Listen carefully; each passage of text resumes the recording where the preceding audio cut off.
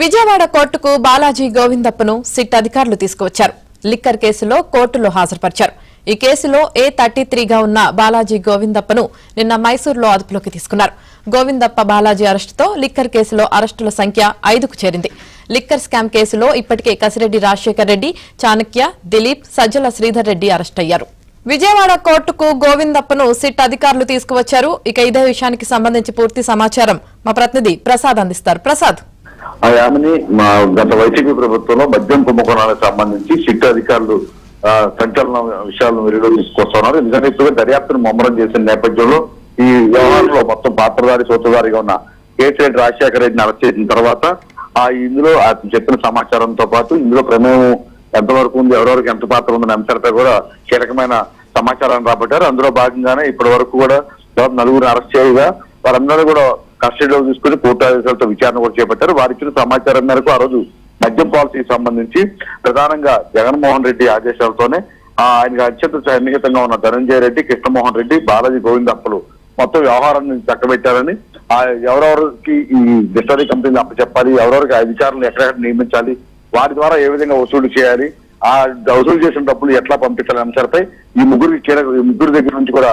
సమాచారం ఉంది. వీరి ద్వారానే బట్వాడ అయిందని కూడా నిర్ధారించారు. అందులో భాగంగా వీళ్ళ ముగ్గురిని అరెస్ట్ చేసేందుకు కూడా సిట్ అధికారులు ప్రయత్నించారు. అయితే వీళ్ళు ముందస్తుగా సుప్రీంకోర్టుకి వెళ్తాం, తద్వారా సుప్రీంకోర్టు కూడా ఒక దశలో రిజెక్ట్ చేయడం కూడా జరిగింది.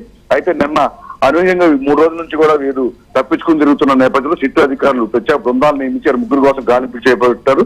ఇందులో భాగంగానే నిన్న మైసూరులో ఉన్నట్టు బాలాజీ గోవిందప్ప ఉన్నట్టు గుర్తించిన సిట్ అధికారులు అక్కడికి క్షణాల్లో చేరుకుని మొత్తం అతన్ని అదుపులో తీసుకుని అక్కడి నుంచి కూడా ఈ రోజు తెల్లవారుజామున విజయవాడ తీసుకొచ్చారు. విజయవాడ సిట్ కార్యాలయాన్ని విచారించిన అనంతరం ప్రభుత్వ ఆసుపత్రిలో వైద్య పరీక్షలు కూడా చేయించారు. ఇప్పుడు కొద్దిసేపటి క్రితం ఏసీబీ కోర్టుకు తీసుకొచ్చారు. మరి కొద్దిసేపట్లో న్యాయాధికారి హాజరుపరిచేందుకు కూడా అధికారులు సిద్ధంగా ఉన్నారు. ప్రధానంగా ఈ కేసుకు సంబంధించి చూస్తే మొత్తం బాలాజీ గోవిందప్ప కీలకంగా వ్యవహరించినట్టు కూడా ఇప్పటికే సాక్ష్యాలు కూడా సేకరించారు. ఎందుకంటే మొదటి నుంచి కూడా అతను జగన్మోహన్ రెడ్డి అత్యంత సన్నిహితంగా ఉన్న నేపథ్యంలో అతను ఆదేశాలు చాలా వరకు పనిచేశాయి. అతను చెప్పు జాతరలో కొంతమంది అధికారులు కూడా ఉన్నారని కూడా తెలుస్తా ఉంది.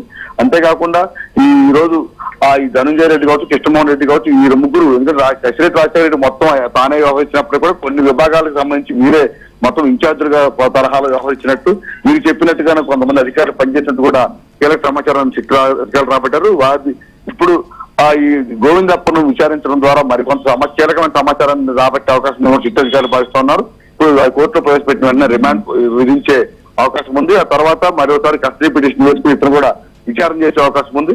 అదేవిధంగా ధనంజయ రెడ్డిని, కృష్ణమోహన్ రెడ్డి కూడా సుప్రీంకోర్టు శుక్రవారం వరకు కూడా ముందు